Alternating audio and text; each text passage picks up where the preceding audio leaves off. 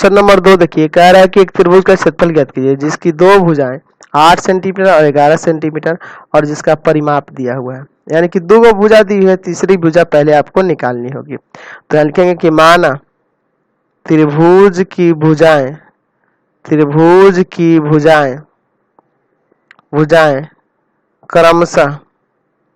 क्रमशः A B तथा सी है, ए बी तथा सी है। चलिए, तो यानी कि ए बराबर मान लीजिए 8 और बी बराबर मान लीजिए 11 सेंटीमीटर। सी तो आपके पास नहीं दिया है, तो सी को पहले निकालना होगा। आपके पास एक और चीज दिया है उसके बदले में कि त्रिभुज का परिमाप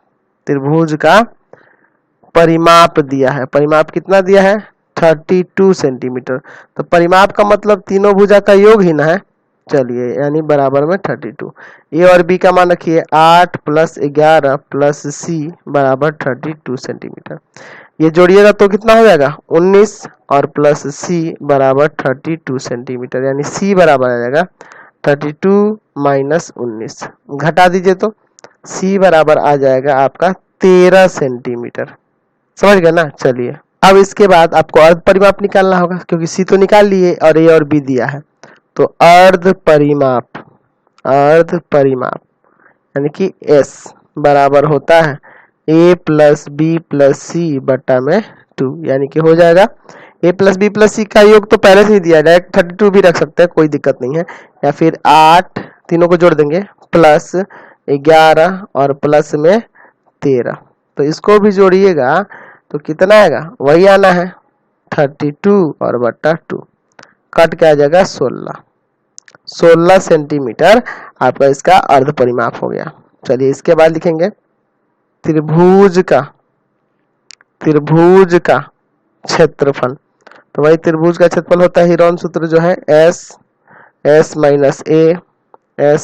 B और S - C बराबर में हो जाएगा। यहाँ S की जगह कितना है? 16 16 - 8 16 - 11 और 16 - 13। देख लीजिए 8 11 और 13 दिया नहीं है। ए का मान 8, बी का मान 11 और सी का मान 13 निकाले हैं। तो चलिए यहाँ रख दिए, तो रूट अंडर ये हो जाएगा 16। ठीक है, और यहाँ देखिए घटाइएगा तो 8, यहाँ घटाइएगा तो 5 और यहाँ घटाइएगा तो 3। चलिए, यहाँ देखिए 16 को आप डायरेक्ट 4 × 4 लिख सकते हैं, या 2 × 2 × 2 भी 2 × 2 4 बार लिख सकते हैं, या इस 8 को 2 × 2 × 2 लिख दिए। ऐसा इसलिए लिखा है ना 16 को 4 × 4, क्योंकि ये तो पेयर आराम से बन गया ना।